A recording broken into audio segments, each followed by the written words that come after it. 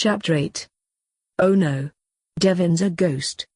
With her back and hands pressed firmly on the wall, Octavia slowly but surely makes her way up the stairs, 1 foot at a time.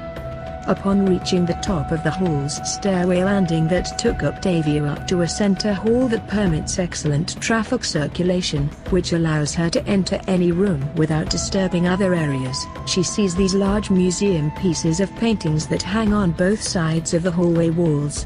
Subsequent to this, all the way at the end of the hall, she sees an open door that must be Devin's room that is on the left side, just as he had described it. So Octavia slowly but surely heads towards that direction, and as she walks down the hallway upstairs, her head swings at a slow pace to the left and right wall as she can't resist a glance at the lots of giant paintings with great colors and expressions of such wonderful delight that seem to be very old, and worth a lot of money.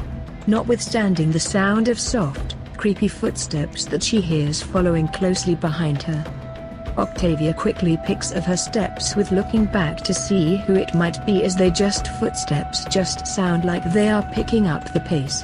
So she quickly turns her head to glance back down the hallway to see nothing behind her but the footsteps are heard. Octavia faces forward once again while looking out of the corner of her eye. She gets this sense of a feeling that she is being followed.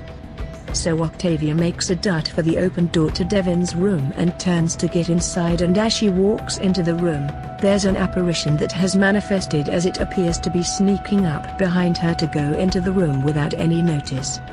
Inside of Devin's bedroom, Octavia is snooping around, suspiciously, searching through various drawers and things for any clues that she can find on Devin and his family, not to mention for a reason as to why this farmhouse has been abandoned.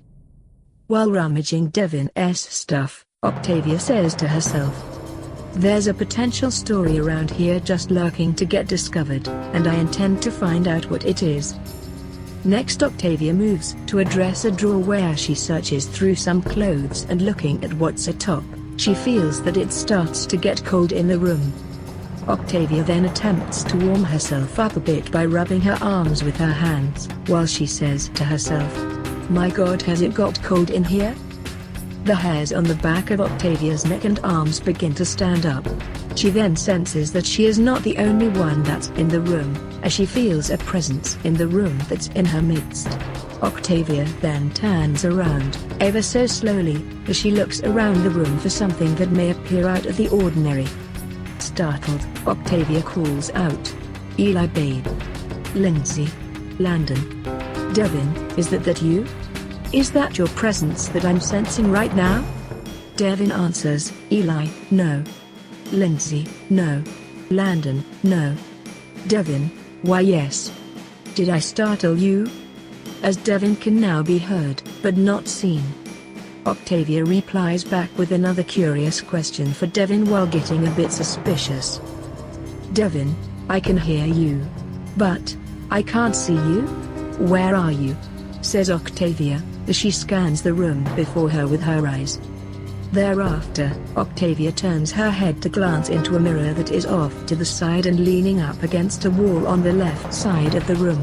Subsequently, she sees that Devin has a reflection in the mirror and faces forward once again to use her discernment of second sight to see into the spiritual realm, thereby seeing a hazy, shadowy figure, like the heat waves that's seen rising from the pavement on a hot day, of an apparition that she figures must be Devin's, as his human appearance then manifests in front of her eyes. "Devin, you're a ghost. I mean, you do know you're dead, right?" answered Octavia. Devin begins to ponder Octavia's question about his state of being. "I'm a ghost, but how did I? Why did I die?" he said to Octavia.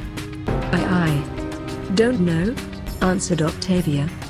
"Close your eyes," Devin asked Octavia. Octavia questions Devin as she interrupts him.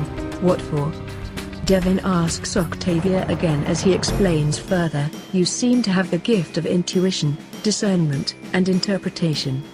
He hesitates to add, "Just close your eyes. I won't hurt you.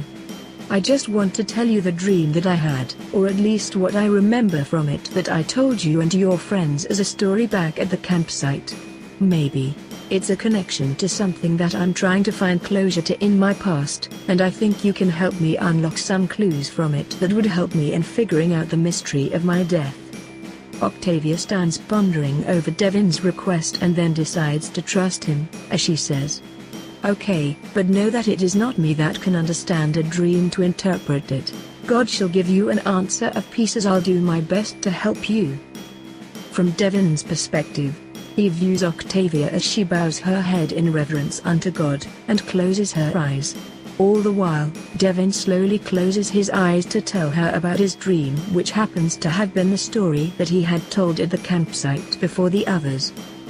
"Devin, I remember this dream like it was told yesterday. On my 14th birthday, I was." A mix of sounds are heard that can be discerned as being of an outside eerie wind, a branch hitting against the window sill, along with things that go bump in the night as Devin's voice begins to fade out and gets softer to a mute.